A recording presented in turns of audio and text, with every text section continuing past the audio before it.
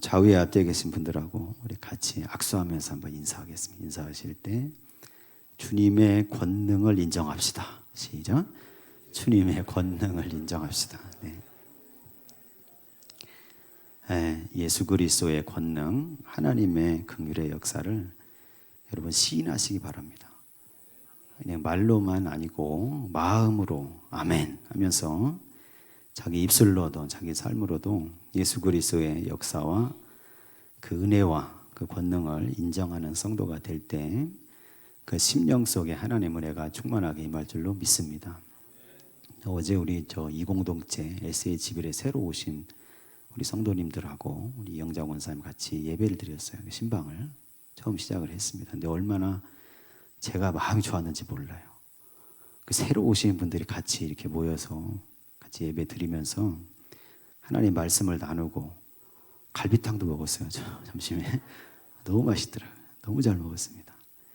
어딘지는 여러분 비밀입니다. 어쨌든 너무 좋았어요.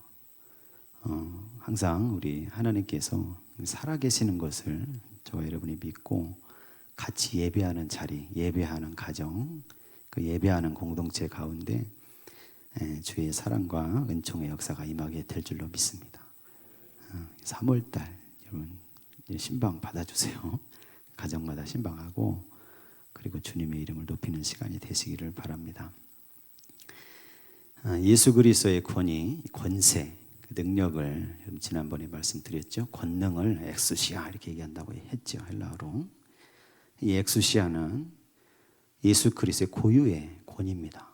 하나님의 권세이면서 그의 아들 예수 그리스도에게 전해진 권세입니다. 그래서 그 권세가 선포될 때는, 그 권세가 나타날 때는 어떤 사람도 그 앞에서 버틸 수 없어요. 이 마태복음의 지금까지 말씀 속에서 마태가 기록한 예수 그리스도의 모든 그 기적과 이적과 그 가르침, 그 모였던 모임 중에 임했던 그 권세 역사를 통해서 예수의 권위가, 예수님의 권세가, 능력이, 권능이 어떤지를 보여주는데, 예수 그리스도의 권능이 역사할 때 그때 나병 환자가 깨끗하게 됐고, 그리고 중풍병자가 일어나서 걷게 됩니다. 그들의 죄가 다 사해졌고 귀신 들린 사람이 예수의 말씀을 들을 때 귀신이 떠나가는 역사가 나타났습니다. 바람과 바다도, 제자들과 함께 예수님이 갈릴리 호수를 건너갈 때 참 물결이 풍랑을 쳐서 배가 잠기게 됐는데, 그때도 예수께서 일어나서 말씀하시니 바람과 바다도 잔잔하게 되는 역사가 나타났습니다. 예수 그리스도의 권세의 역사입니다. 권능의 역사죠. 저와 여러분들도 바라기는 우리가 기도할 때, 또 예배할 때 이 삶의 어떤 순간, 신앙의 순간 가운데 그런 순간이 있었으면 좋겠습니다. 예수 그리스도께서 성령을 통해서 임재하셔서 나에게 말씀하시는 순간, 나에게 권세로 역사하시는 순간, 그래서 그 앞에 내가 무시할 수 없습니다. 거절할 수 없어요. 그 앞에 거꾸러져서 엎드려져서 자신의 부족함과 연약함과 나약한 것을 다 실토하고, 그리고 그 권세로 주시는 하늘의 은혜의 평강을 받는 순간, 저와 여러분이 그 평강, 그 은혜를 받는 순간이 있어서 예수 그리스도의 권세 역사로 다 치료되고 회복되고 다 하나님이 주시는 평강을 누리며 살아가는 인생들이 되시기를 간절히 소망합니다. 예수 그리스도의 권세가 역사하시는데, 근데 이 권세의 역사가 무엇을 통해서 왜 역사하냐면 예수께서 가지고 계시는 사랑 때문이에요. 사랑. 긍휼 이렇게 얘기하죠. 예수 그리스도의 긍휼. 이 십자가에 자기 몸을 내어주시기까지 우리를 사랑하셨다. 그렇게 말씀하실 때 그 사랑입니다. 긍휼의 사랑이죠. 그래서 이 긍휼은 사실은 헬라어로 얘기하면 스플랑크나 이렇게 얘기하고 불쌍히 여겨주심이 있죠. 이걸 영어로 얘기하면 컴패션 이렇게 얘기합니다. 컴패션. 컴은 뭐 함께하다 그런 뜻이고, 패션은 고통, 괴로움이에요. 그러니까 예수님의 긍휼, 예수께서 불쌍히 여겨주시는 것은 저와 여러분이 당하는 고통과 어려움과 곤란과 걱정과 근심에 대해서 그냥 그것을 멀리서만 지켜보는 게 아니라, 아이고 멀리서 지켜보면서 아이고 정말 안타깝다 이러고 끝나는 게 아닙니다. 예수 그리스도께서는 그걸 바라보실 때 그 속에 말할 수 없는 사랑과 또 불쌍히 여겨주시는 자비와 연민의 감정이 막 끌어오른다는 거예요. 그래서 여러분 사실 이 긍휼이라고 얘기하는 스플랑크나라는 단어의 원래의 뜻은 뭐냐면 하나님께 제물로 올려드릴 때 그 올려드리는 그 제물, 가축의 내장을 얘기하는 거예요. 내장, 창자. 여러분 단장의 아픔이라 그런 말이 있잖아요. 창자가 끊어질 것 같은 아픔이죠. 예수님 우리를 사랑하시는데 그렇게 사랑하신다는 거예요. 예수님이 나를 불쌍히 여겨주실 때, 예수께서 나를 사랑하시고 긍휼히 여겨주실 때 예수님의 그 심령 속의 마음 속에서는 그 존재 속에서는 마치 이 창자가 끊어지는 것 같은 아픔이 있다는 겁니다. 그래서 예수 그리스도께서 우리를 사랑하셨는데 그 사랑 때문에 그 긍휼히 여겨주심, 불쌍히 여겨주심 때문에 예수께서 이 땅에 오신 거예요. 여러분 주변에 이제 돌아가시는 분들 많이 뵐 때가 있습니다. 소천하시는 분들께 뵐 때마다 그런 생각을 해요. 사람이 얼마나 허약하고 나약하고 사람이 얼마나 아프고 괴로운 존재냐는 거예요. 죽음의 어두움, 죽음의 그 허무, 죽음의 그 어려운 그 순간 가운데 들어가게 되잖아요. 모든 사람이 다 죽음을 맞이하게 되는데 예수님께서 그 육신을 입고 이 땅에 오신 이유는 아마 그것 때문에 그럴 겁니다. 이 세상에 존재하는 모든 사람들의 죽는 모습을 볼 때 얼마나 아프겠어요. 예수께서. 그 사람이 죽어도 그가 영생을 누릴 수 있도록 예수께서 사랑하신 우리들이 이 땅에 살다가 죄로 말미암아 죽을 존재가 되고 멸망받을 존재로 살아가다 끝날 수밖에 없는데 그런 모습을 바라보실 때 아마 창자가 끊어지는 아픔을 예수께서 느끼셨을 겁니다. 그래서 하늘 보좌를 버리고 하나님의 아들이시면서 인간의 몸을 입고 이 땅에 오셨다는 겁니다. 그래서 우리의 모든 죄와 허물, 죄와 사망으로 이끌어가는 모든 것들을 해결하기 위해서 그 자신의 몸을 이 세상의 모든 제물로 그 자신을 주시고 십자가에 돌아가심으로 우리를 구원받을 수 있는 길을 우리에게 열어주셨다는 말씀이죠. 또 예수께서 말씀하시고 행하시는 모든 기적과 이적의 역사, 공생애를 살아가시는 그 모습을 들여다보면 그 예수님의 모든 공생의 활동의 이유와 근거가 바로 긍휼입니다.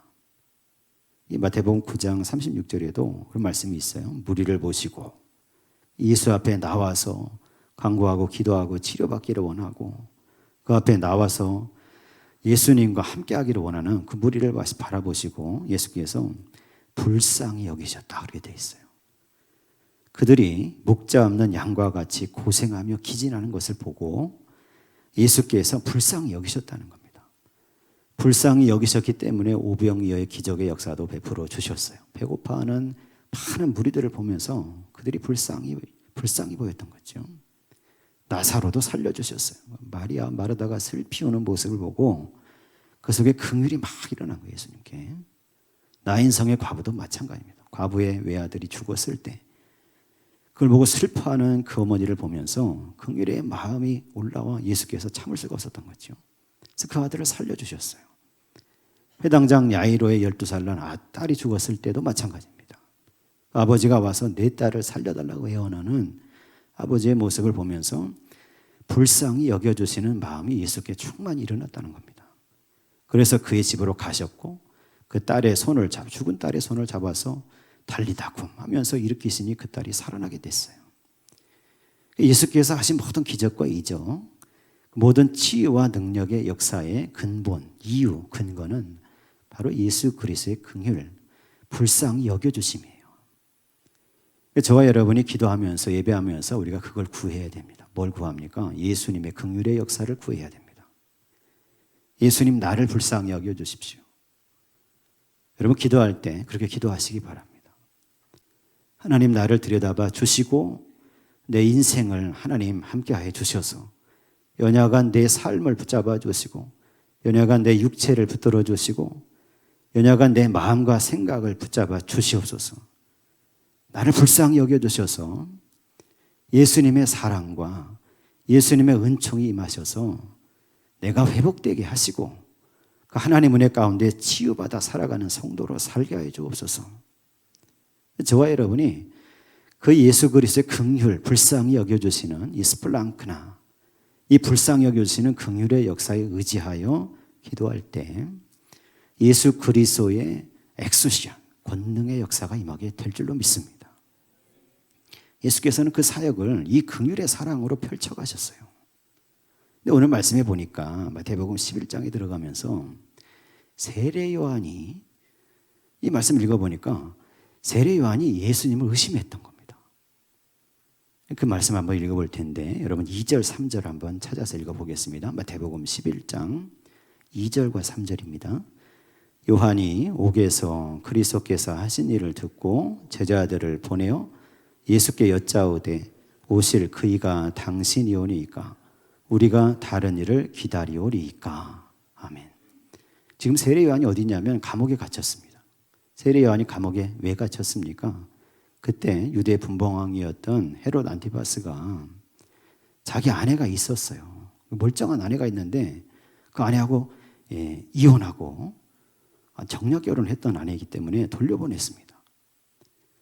그리고 나서 자기의 배다른 동생 빌립, 헤롯 빌립이 있었는데 빌립과 결혼해 살고 있던 헤로디아라는 여자에게 빠져서 빌립을 이혼시키고 그 헤로디아를 데리고 자기가 살게 된 겁니다.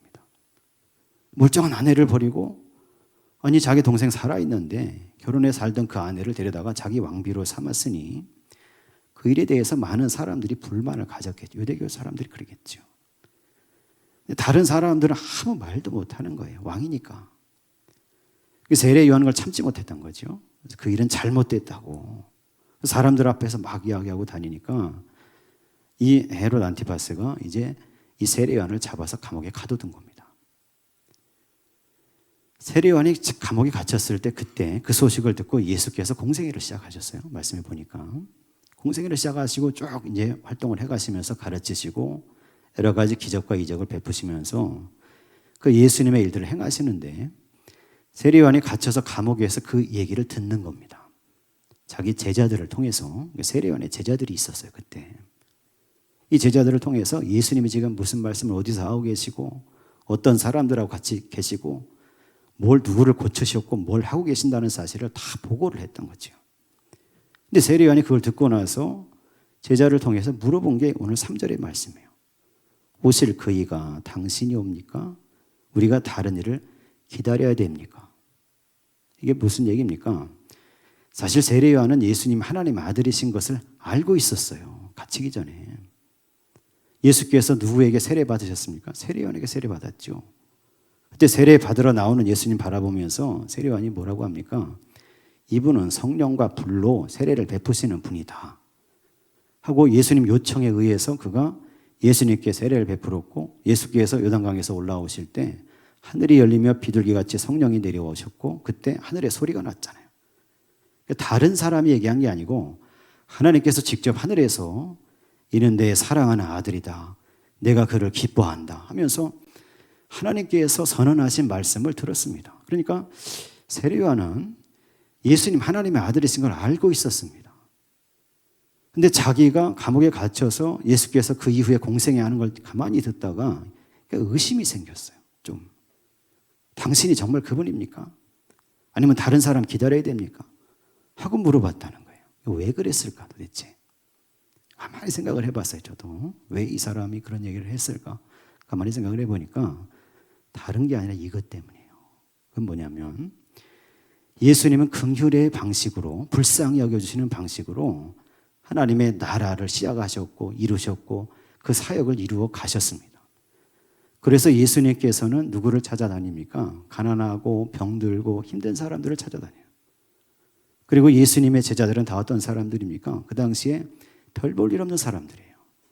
갈릴리 어부로 살았던 사람들 대부분하고 또 마태복음을 썼던 이 마태는 누굽니까? 세리였잖아요. 세리. 그 당시에 세리는 지난번에 말씀드린 것처럼 이스라엘 유대 동족들의 피를 빨아먹는 사람들입니다. 유대 사람, 이스라엘 사람들에게 세금을 뜯어다가 로마 황제에게 바치는 사람이죠. 그 세리예요. 그러니까 예수님께서는 가만히 보니까 가난하고 힘들고 병든 사람들을 쫓아다니고 그리고 그와 함께 다니는 제자들은 별 볼 일은 없는 사람들이고 가만히 보니까 예수님은 그 세리와 죄인들과 함께 먹고 마시면서 그들과 함께 어울리는 겁니다. 근데 이 세례 요한의 입장에 생각을 해보면 다른 건 다 이해할 수 있어요. 가난한 사람 위로하고 병든 사람 고쳐주고, 그리고 제자들도 별 볼 일 없는 사람들이어도 같이 다닐 수 있습니다. 근데 문제는 뭐냐면 세리와 죄인들과 같이 먹고 마셔? 이게 이해가 안 되는 거예요. 세례 요한 입장에서는. 세례 요한이 어떤 사람입니까? 그 사람은 광야에 살던 사람이죠. 그 사람은 철저한 금욕주의자입니다. 금욕주의를 이룬 사람이에요. 금욕주의를 통해서, 금욕을 통해서 뭘 이뤘냐면 구약에 말씀하신 모든 계명과 율법을 지킨 사람이에요. 그런 사람이 없습니다. 이어지는 말씀에 보면 나중에 예수께서도 그런 얘기를 해요. 여자에게 낳은 자 중에 세례 요한보다 큰 자가 없다, 예수께서 인정하셨어요. 그게 무슨 얘기냐면 세례 요한처럼 구약의 율법과 계명의 말씀을 남들 보이기 위해서가 아니라 정말로 진심을 다해서 자기 속사람이, 자기 겉사람이 그렇게 지킨 사람이 없다는 거예요. 예수님이 인정하셨어요. 그럴 정도로 금욕하면서 낙타 털옷을 입고 먹는 거는 메뚜기 석청을 먹고, 그리고 요단강에서 보는 사람들마다 뭐라고 합니까? 회개하라, 회개하라. 하나님 나라 가까이 왔으니 회개하라. 그러면서 자기 앞에 나오는 사람, 회개하는 사람들을 데려다가 요단강 물에 탁 잠궈서 세례를 주고 침례를 줘서 그들로 하여금 회개하게 만드는 일을 한 사람이 세례 요한입니다. 그 세례 요한의 입장에서 그의 기준으로 생각을 해보면 세리와 죄인들과 같이 밥 먹고 마시고 어울리는 게 용납이 안 돼요. 세례 요한처럼 하려면 어떻게 해야 되냐면 그 사람들 불러다가 다 세워놓고 막 그 사람들 향해서 너네 회개해야 돼, 그렇게 얘기해야죠. 그 세리와 죄인들을 세워놓고 그렇게 살면 안 돼, 이러면서 그들을 막 정죄해야 됩니다. 회개하지 않으면 넌 지옥에 갈 거야. 그 세례 요한 입장에 와서 이렇게 해야 되는 거예요. 근데 예수님 하시고 다니는 걸 들어보니까 그게 아니야. 예수님은 마태의 집에 가서 세관에 앉아있는 레위 마태를 불러다가 그 집에 가서 같이 밥을 먹으면서 포도주도 마시면서, 그 사람뿐만이 아닙니다. 마태의 친구로 있어 다른 세리들, 다른 죄인들 다 불러다가 같이 먹고 마시면서 거기서 얘기하고 어울린단 말이에요. 그러니까 세례 요한 입장에서 이해가 안 되는 겁니다. 그러니까 제자들을 통해서 이걸 물어본 거예요. 제가 생각해 보니까 그래요. 지금 세례 요한이 이게 무슨 말씀 드리려고 하냐면, 여러분, 모든 사람이 다 자기 기준이 있습니다. 기준이 있고 자기 신앙의 틀이 있어요. 전부 다. 근데 저와 여러분이 예수 그리스도를 생각할 때 예수님의 방식은 나의 생각과 기준과 신앙의 틀과 다르다는 사실, 그걸 넘어 계시고 그것을 통해 계시고 그것보다 훨씬 크시다는 사실을 인정해야 될 줄로 믿습니다. 이 말씀을 마태가 기록하면서, 마태도 세리였잖아요.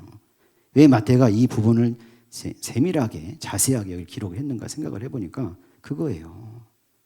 정죄하며 살지 말라는 겁니다. 예수님의 방식은 예수께서 하나님 나라를 시작하시고 이루시고 복음을 전하시고 그의 사역을 해나가신 방식은 어떤 거냐면 정죄가 심판이 아닙니다. 예수님의 방식은 철저하게 사랑과 긍휼과 자비와 용서와 이해예요. 그 당시에 세리들이라고 손가락질 받고 죄인들이라고 손가락질 받는 사람들을 세워다 놨고 불러다 놨고 막 나무라고 구정하면서 야, 너 회개해야 돼, 회개해야 돼, 안 그러면 나 지옥 간다 이러면서 하신 게 아니에요. 도리어 그 사람들을 이해해 준 겁니다. 예수님 가서 같이 먹고 마시면서 얘기하면서. 그렇다고 예수님이 죄를 인정한 게 아니에요. 그 만남과 말씀과 그 이해와 자비와 용서 속에서 그와 함께 했던 사람들이 스스로 변화된 겁니다. 예수의 권위 안에서. 그 앞에 나와서 예수를 만나고 같이 식사하면서 얘기를 나눌 때 그들의 생각과 마음과 삶이 거듭나고 변화된 사람이 됐다는 거예요. 예수님의 방식은 긍휼의 방식입니다. 오늘 저와 여러분이 그 예수님의 방식을 따라서 우리도 긍휼과 자비와 이해와 용서로 살아가는 성도들 되셔야 할 줄로 믿습니다. 세례 요한이 이렇게 물어보니까 예수께서 이렇게 대답하셨어요. 여러분 4절 5절 한번 읽어보겠습니다. 4절과 5절입니다. 예수께서 대답하여 이르시되 너희가 가서 듣고 보는 것을 요한에게 알리되 맹인이 보며 못 걷는 사람이 걸으며 나병 환자가 깨끗함을 받으며 못 듣는 자가 들으며 죽은 자가 살아나며 가난한 자에게 복음이 전파된다 하라. 아멘. 예수께서 그렇게 대답하셨어요. 근데 여기 대답에 있는 말씀, 특별히 5절에 있는 말씀은 이게 다 선지자 이사야를 통해서 예언된 말씀입니다.